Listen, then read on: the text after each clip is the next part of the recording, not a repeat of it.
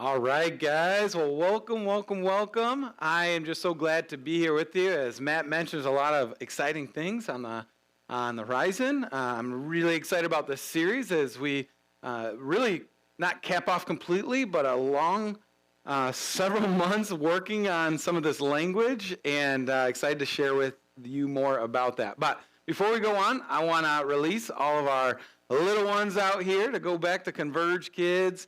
So grateful for Kenzie and Rachel jumping in. Greens had no COVID, thankfully, but have all kinds of health things, and they got quarantined and all stuff. So thankful for them jumping in and helping out on the last minute, and so our kids can continue to get supported and developed in their faith as well.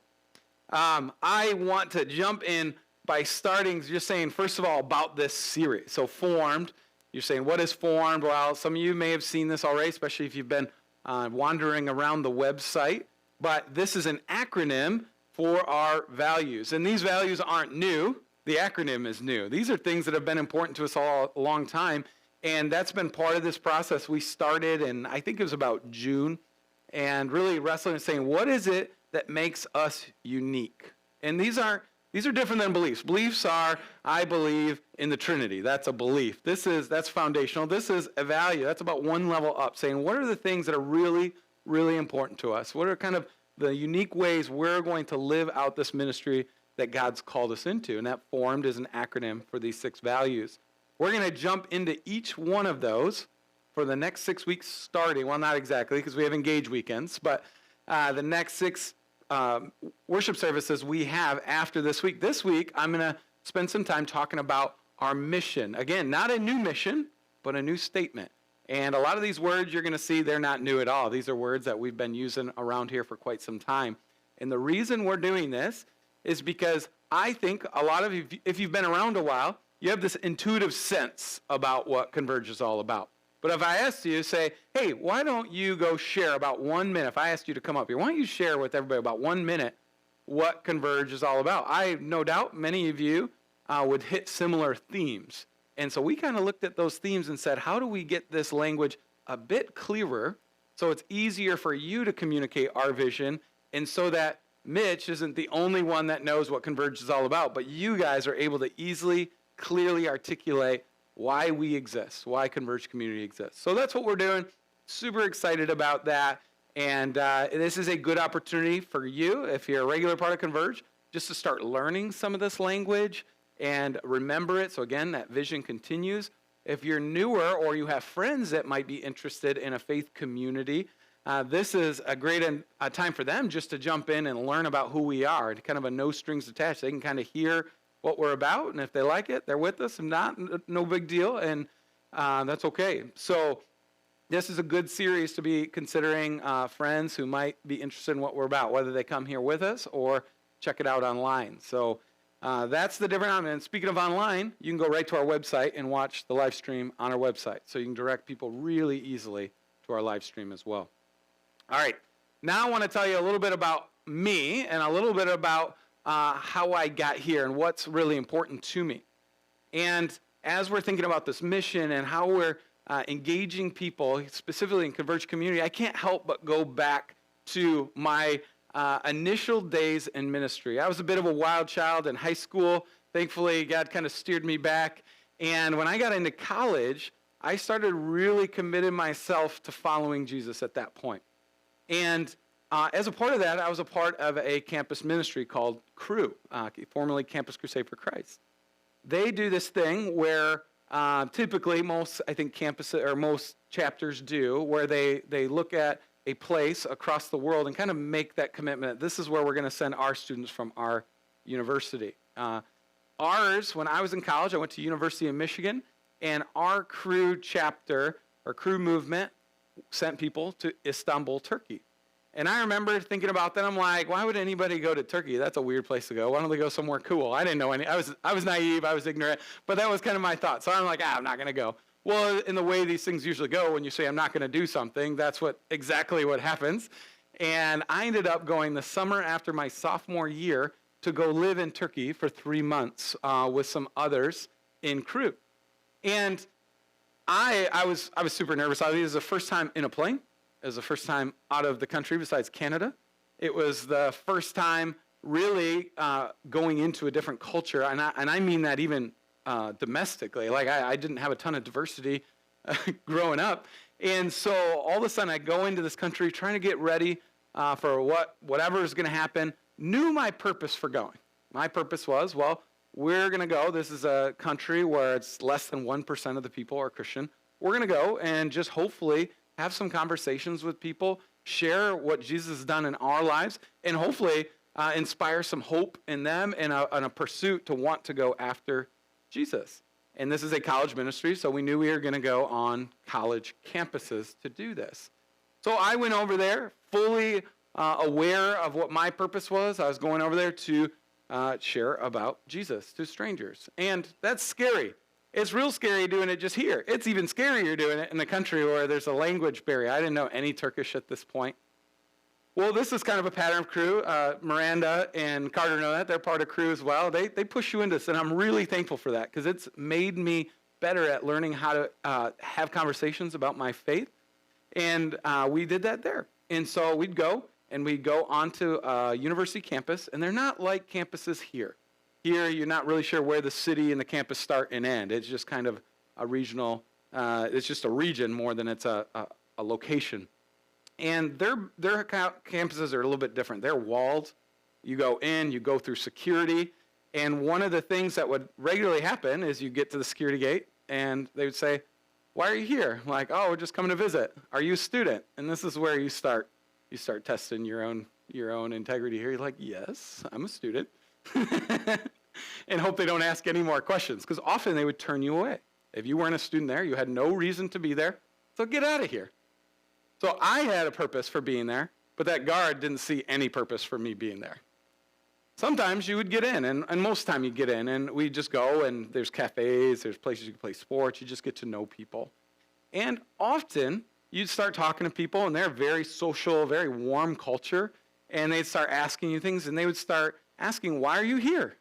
That's a hard question to answer when you don't want to put that card out there of, "Oh, I'm here to evangelize you and hope you come to Jesus," right? Like, that's hard to do anyways, let alone a different country. So you'd kind of figure out ways to talk about that, just here getting to know the culture, which is true. And oftentimes when they figured out kind of what you're about and you're a Christian and they label you as a missionary, which is fine because that's true, but in their mind, in a country that even back to Constantine, the politics and religion have always been married. When they hear Christian, they're not so worried about the religious aspect. They're really worried about the political aspect. And many believe that missionaries are paid by the government to go over and westernize their country. They're less concerned about the religious aspect, more concerned about the political aspect. And so when that would happen, the door was shut. I mean, they didn't want to talk to you. There was nothing happening.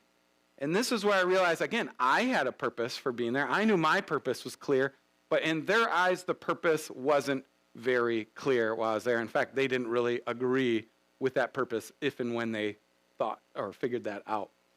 So you fast forward a little bit. I did another trip there for a week, even harder. I met Kenzie my senior year. I was actually going to move to Turkey for a couple of years. I met Kenzie. She ruined No, I'm just kidding. But I met her, decided to stay. That call never went away. So shortly after we got married, we had this conversation. Some of you have heard this story. I said to Kenzie, "I think we're supposed to go to Turkey. This is a crazy conversation a month after you get married." And she's like, "Oh, well, I've always wanted to teach abroad. Let's go." So then we say, what are we going to do? We could go with Cru. No problem there. But after that, I realized, you know what? I want to be more effective.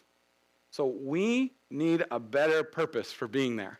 My purpose is still clear why I'm going there. I'm going there, hopefully, sharing why I believe Jesus has changed my life. And I want them to hear that, and I want them to understand that.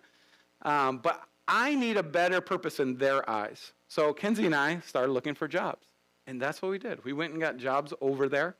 And I tell you what, the doors just opened to conversations. And these weren't like cheap conversations. We developed really, really close friendships, a lot of people that we worked with, people that we lived near.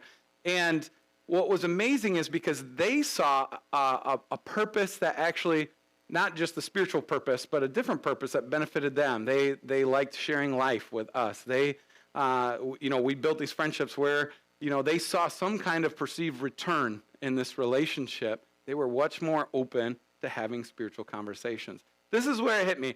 I think most of my ministry, I can trace back to this, why even now today I believe Converge has such a relational focus. I've done the walk down the beach, walk to house, walk down the dorm rooms, knocked on doors, and had those conversations. I can do that. I'm not even opposed to that. I've led people to Christ that way.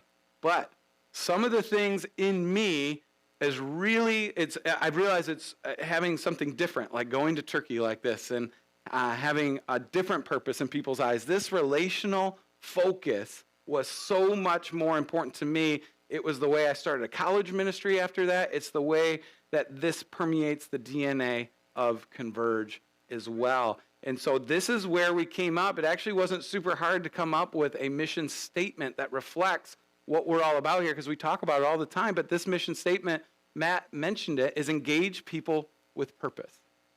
We are relationally focused, relationally centered, and I want all of us engaging people. That means actually building relationships with a purpose. You have a purpose. Yes, your purpose hopefully is that they see and experience Jesus one day in their life, because we believe that's good. I hope you believe that's good. I'm sure that's why you're here, because you believe that's good. We also want to engage people with purpose in their eyes. So they may not agree with the spiritual intentions you have for them at this point, and that's okay. That's really okay. They need some purpose as to why you're in that relationship. So it can't be just this conditional, cheap, I'm here to evangelize you. You actually have to add some value to their life, and they see a purpose for having a friendship with you as well, whether that's just, friendship and that social support, whether you're doing something for them. Chad talked about engaging people, converging with compassion and care a couple weeks ago, offering something you have to have a purpose in their eyes as well as your own. And so this is where it made it so easy to land on this engaging people with purpose. I think it's simple. I think it's clear. I think it cuts to the point of who we are and what we're all about. And hopefully it's memorable. And so I'm actually going to have Tyler pull that off. And I want you guys to say it now out loud and see if you guys can remember it. What's the mission here? All right. You guys passed your first test. Perfect. Yeah, he's still cheating back there. All right. So I want to jump in here. And I know you guys, we've talked about engage. You guys have been hearing that word literally since day one. And so I'm probably not going to tell you something you don't already know about Jesus and his just crazy desire to go out and engage people with purpose. But I'm going to walk us through the early days of Jesus' ministry. I'm going to do a lot of kind of paraphrasing here, but I'm largely pulling us from Luke 4 and 5. And I want to go in there and show you how Jesus really lived this out, engaging people with purpose. And what we see is actually, we only pick up this narrative once. There's 4 Gospels, and so if you're not familiar with this isn't 4 versions of the Bible. This is 4 perspectives about, so what they experienced, what they remember, and how they interacted with Jesus. 4 different people wrote down what they remembered, their perspective of Jesus' life. So you get some unique perspective in some Gospels that you don't the other. Luke actually captures this one when Jesus was a 12-year-old. We don't have a lot from the Bible on Jesus' early history. And some of you may know this story, but they go to the temple in Jerusalem for Passover. His parents actually leave him, which is really funny. That's later in the story, and I can totally relate to that because I've forgotten my kids a few times too. But he's at the temple teaching people that are probably older than him, and there's kind of this shared teaching that happens. But one of the things that Luke says about Jesus as 12-year-old Jesus teaching around all these other adults, he says, and Jesus increased in wisdom and in stature and in favor with God and with people. And I would really hope that's our prayer for all of our kids here, that they would increase in wisdom and in stature. But I love this, and it says, and in favor with God, which is what, again, I really want that for all of us, that our favor would continue to grow with God, but with people. Jesus was engaging people largely through teaching and questions at this point, in a way that drew favor. And I think one of the wrong ways that we can do this as we're engaging and talking to people is you tell them what you think, but you don't really know them very well, and you actually have the opposite effect. You create maybe some dissension or some frustration in those people. Jesus, as he's teaching, engaging these people, is actually gaining favor with all the people around him. There is something, we talked about this last week, your speech, seasoned with salt and grace, right? There's something memorable, there's something interesting about what Jesus was saying, and so he was gaining favor with people. Now you fast forward a little bit more, and Jesus, his cousin, John the Baptist, baptizes him. This is kind of the signal of the start of his official ministry in his 30s. Well, right after that, he goes into the wilderness for 40 days, fasting, praying, preparing for all this season, this 3 years of ministry that's going to happen after this. And in this desert, some of you guys know the story, Satan comes to tempt. He resists all this, and then he starts ministry after that. The first place he wants to go is home. He's from Nazareth. This actually makes a lot of sense. If you're getting ready to do some big thing in life, who do you go to first?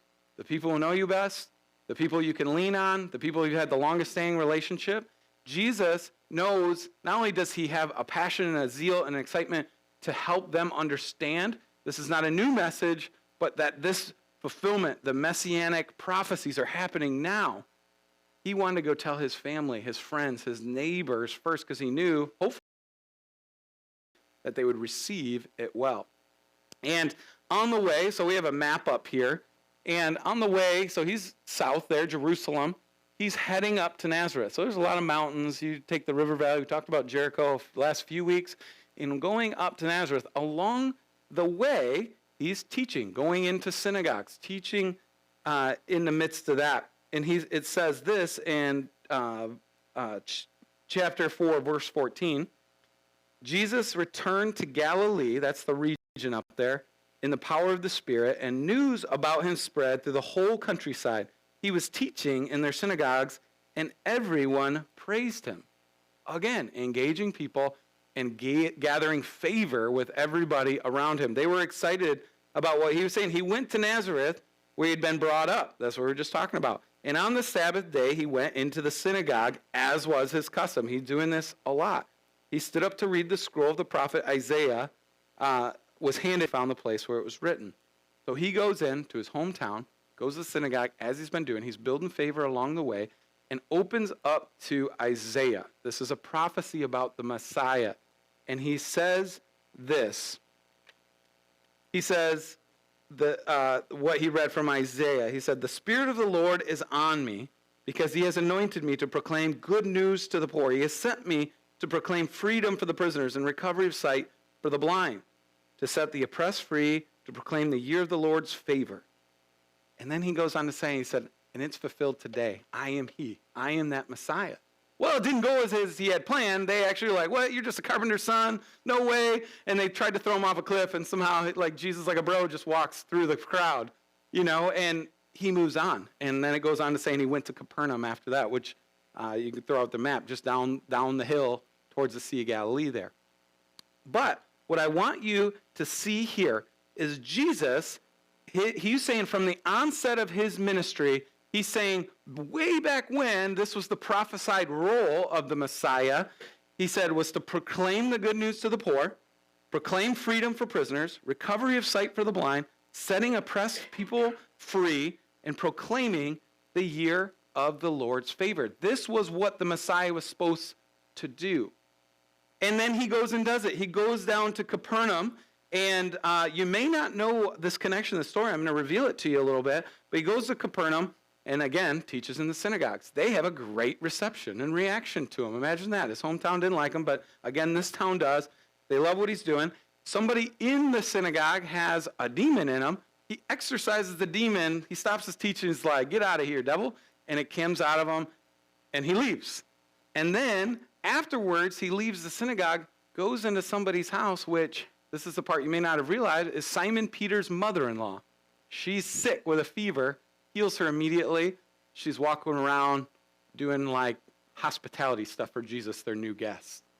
This all happens. And why I show you that is because he's just preaching that here's what the Messiah is going to do. It's going to proclaim the good news. It's going to proclaim freedom, proclaim the year of the Lord's favor, and actually do things like heal people, recovery of sight, healing people's heart and soul, freedom from oppression. This is demonic oppression. There's all kinds of oppression. And he goes and does it. He's living this out from day one of his ministry. Jesus modeled his active ministry role as proclaiming and physical healing, or another way to think about it is redeeming and restoring. This is how he engaged people with purpose, is this twofold kind of a strategy of teaching and healing. This is what Jesus does. But goes on. It happens throughout his ministry.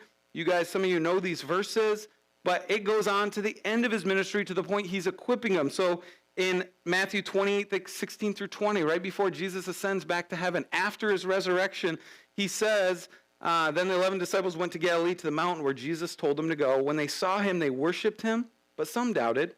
Then Jesus came to them and said, all authority in heaven and on earth has been given to you, to me. Therefore, go and make disciples of all nations, baptizing them in the name of the Father and of the Son and of the Holy Spirit, and teaching them to obey everything I've commanded you. And surely I am with you always to the very end of the age. All the way through his ministry, he modeled it. And at the very last day of his time in his earthly ministry, right before he ascends, he says, now you're going to go do this exact same thing. You're going to go engage people with purpose. You're going to go to all the nations. You're not just going to bring freedom and make disciples. This baptism, a symbol of spiritual restoration, but you're actually going to go teach too. You're going to teach them what I've said and what I've commanded. In Acts 1, similar, this is the same event. Before he ascends, he says, on one occasion, while he was eating with them, he gave them this command, do not leave Jerusalem, but wait for the gift my Father promised, which you have heard me speak about. For John baptized with water, but in a few days you will be baptized with the Holy Spirit. Then they gathered around him and asked him, Lord, are you at this time going to restore the kingdom of Israel? He said to them, it's not for you to know the times and the dates the Father has set by his own authority, but you will receive power when the Holy Spirit comes on you. And you will be my witnesses in Jerusalem and in Judea and in Samaria to the ends of the earth. Pull up that map again and look at this. Some of you know this, but this is concentric circle here. It's Jerusalem, Judea, that region around there, Samaria, we've talked about them, the region further, and the ends of the earth. Jesus is telling his people, you are going to go out. You are going to engage people with this purpose so that they know the freedom, know the redemptive power of Jesus, of me. And you're going to go share this message with everybody. And what are they concerned about? Restoration of Israel. Sound familiar? They're worried about restoration. But he's also saying, I'm going to give you power. What do they go do? They actually start healing people. They go on and continue this legacy of engaging people with a purpose through healing and through teaching. And this is not rocket science here. And you might even be thinking, well, I'm not very good at doing miracles, so I don't know if I have those healing properties. And I don't say it lightly. I think there probably are people that God can use and call to do that. I'm not one of them, unfortunately, at least not yet. And but you all have healing capacity, whether that's skills that you've learned to help people. That could be physical healing. It could be emotional. It could be spiritual healing. And you have the capacity to bring healing and restoration into a person's life. This is the purpose in their eyes. You have to add something to their life before they even care about what you're ever going to say. This is why also you see Jesus very often lead with healing when he goes into a new place. Because then they're like, oh, okay, I'll listen to this guy. And we can do the same thing. We have to have a purpose in their eyes. We know our greater purpose, that they experience the freedom and the joy and the restoration in Jesus someday. But we also have to have a purpose in their eyes for being in their life as well. And it cannot be conditional. It cannot be, I'm here until they accept Jesus and then I'm good, I'm out. Right? This is something they may never accept Jesus, and that friendship should continue forever because there's something more to it. You are living out the gospel and you're sharing out the gospel. It's a both and. So, this again, not new stuff, but I wanted to show you how Jesus made a practice of this, how he's always engaging people with purpose from the very beginning, even 12-year-old little Jesus, to the early days of his ministry, talking about that prophecy, living it out. And on the day when he went ascended back to the right hand of his Father, he's telling his people, this is not what you are going to do. And they'd already been starting to practice some of that. And so we have to ask that question, well, how are we going to do that? And I do believe we have to start thinking very carefully, how can I add some perceived value to people's life? How can I be a bit more selfless and serve and bring some hope and joy and share with people in such a way? Chad and I were just talking about this, so that they actually care about what you have to say, so that actually when you talk about Jesus adding value to your life, it's credible. And as soon as we have that with that person, they become interested, not because you said it necessarily, but it's because they trust you and believe you wouldn't lead them astray. And Jesus will guide them to himself from there. So that's where I want to leave you with this, is we have to be engaging people with purpose. This is the way we're going to do it. We're going to do it with some redeeming. So we're going to talk about that, and you can talk about it. I was just in the brewery this week. I went to go talk to Jake about he's teaching next week, some of that stuff. And I got into this long conversation with some coworkers or some employees and some regulars there. I'm like, that was wild. I was talking about the Holy Spirit and the Trinity. These are not church people. It's not as hard as you think to get into these conversations. People really do have an interest. And you're not going and teaching, because there's bad ways. There's ways not to gain favor. And the classic example is the campus preacher, right? That is the worst way to gain favor and preach. And quite frankly, it is not effective. You guys know this. And quite frankly, a lot of things they say, I would question as well. So you can go into these conversations, not even bring it up half the time, and find yourself teaching the good news. You just have to be ready and available for those conversations. The teaching thing isn't just for pastors that do this. It's for all of you. And you have to figure out, get comfortable with the gospel. That's why I say I'm thankful for those crew lessons and pushing me out into those uncomfortable zones, because it got me comfortable talking about the good news of Jesus, talking about the gospel in all kinds of settings, and getting there in sometimes wild ways. The other thing we have to do is we have to start adding things to people's life. We have to be aware, sensitive. Chad shared this, and what's going on in people's lives, and how do we add into that? How do we spend a little bit less time focusing on ourselves, a little bit more time focusing on others without being unhealthy? And we're going to talk about the health aspect of this next week as well. But I want to encourage you this, and the last thing I want to talk about, we're going to spend a real quick flyby in this, but our method, our strategy. What is Converge going to do? So this is our mission, right? And it's really an outward. That's why it's a mission. What are we going to go and do? We're engaging people with purpose, not just people that may not consider themselves followers of Jesus, but even engaging each other with purpose. This is why we do huddles. This is why when we hang out, I encourage you guys, let's have some deep conversation. Let's challenge, let's support each other. But what else do we do as Converge? Engage is kind of this first step of kind of a three-step approach, or first prong of a three-prong attack, or whatever you want to call it. And that engage is that first piece. And I say first, and I want it to be first because I want that to never go away, that our first priority is just like Jesus said before he ascended, go and make disciples of all the nations. I want that to be our first thought all the time. And then the next one that so if I'm saying there's three things I want every person in Converge doing, these are it. That first one is engage. We talked a lot about that. The next one is encounter. This is encountering God. This is encountering God both individually and corporately. So I want to push you guys, say, what are you doing to connect with Jesus regularly in your routine? In the Blue Books, Building a Discipling Culture, we talk about the pendulum, the rhythms. What are you doing in your life to actually develop a pattern of encountering God throughout the day and week? And how are you growing close in your intimacy with Jesus through that? Also, it's not just a personal thing, it's also a corporate piece to this.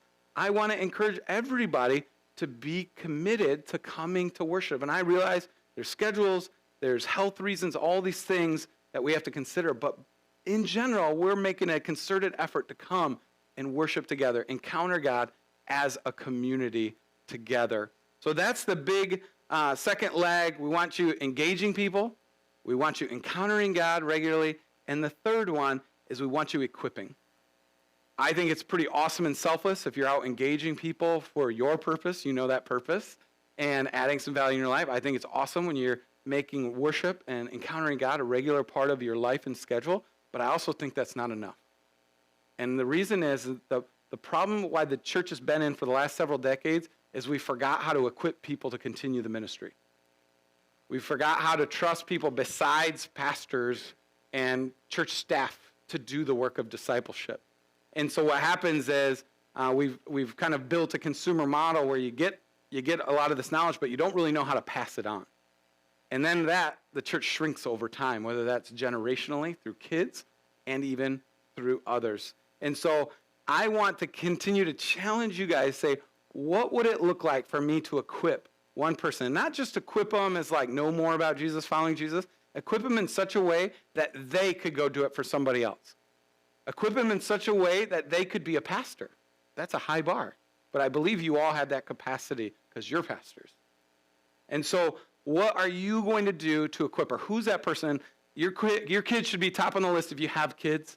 But I'm even asking you, if you have kids, that's just part of it. You should be doing that. Who's that other person in your life that you're saying, I'm going to really commit to develop? They may not even be a follower of Jesus yet. And that's part of this process of equipping, or maybe they are. And how do you develop them into a spiritual leader? And we see this happen. I'm going to do a quick paraphrase of Luke 5 after that. But again, Jesus, at the end of Luke 4, he's after this healing of Peter's mother. He goes in that morning, gets up and says he goes to a solitary place. People are looking for him.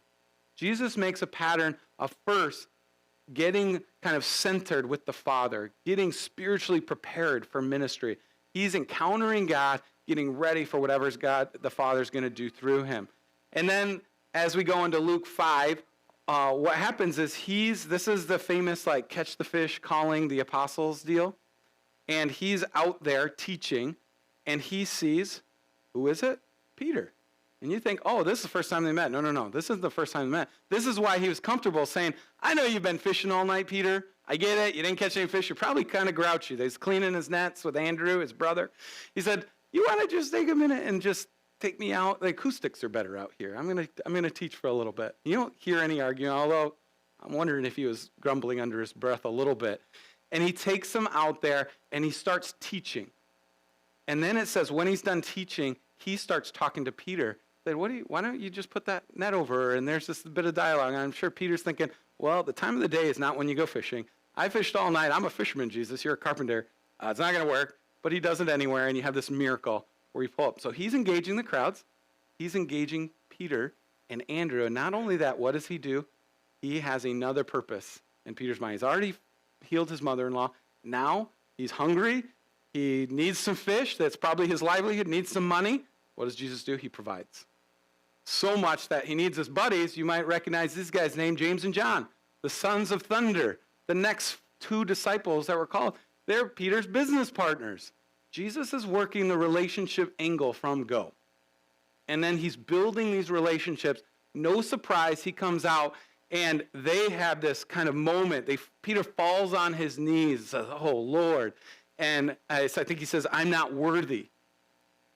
And then Jesus says, come, I'm going to make you fishers men. They leave everything behind and go. What do you see here? Encounter. Jesus starts in worship. He's going engaging people on a corporate level, on a personal level. And then all of a sudden, they encounter Jesus. They encounter God in a life-changing way where they can't help but to follow him. And what does Jesus do? He starts the equipping, and these guys literally start the church that has become the biggest religion in the world. These four guys. This is what I want us all to live into, is this engage, encounter, equip. I want every person in Converge to take every one of those very seriously. I'm not asking you to be at Converge 73 days a month. I know that's impossible. I'm not asking you to do too many things. I'm asking you to do these three things. And quite frankly, the encounter one is about the only one that's really required here in person. And that's not even completely true, because I want you doing it at home too. All the rest you can do in your own space and your own time. And so I want to challenge you guys with that. I'm really excited about this, and I hope you guys are getting excited about this as well. I'm going to pray, and then we're going to have the worship team come up and lead us in a couple songs just to praise God and hopefully lead you guys into that encounter as well. God, we thank you for this opportunity. We thank you for your love. We thank you just for the opportunity to be a part of your ministry. You don't need us. Quite frankly, we're not even that valuable, but we are in your eyes, and somehow you entrust us with this super important kingdom ministry so that others can find hope and joy and restoration in you, Lord, not just for the future and our eternal lives, but for now and having this kingdom come and seeing hope and joy in the day-to-day. Lord, I praise you for these people here that love you, for those who couldn't make it today that love you and are leaning hard into this mission we feel called to at Converge. God, I pray that you give us strength and wisdom and guidance and courage, boldness in the way we teach and talk to others about you, and the way we serve and radically love people as well. God, we thank you and pray in Jesus' name. Amen.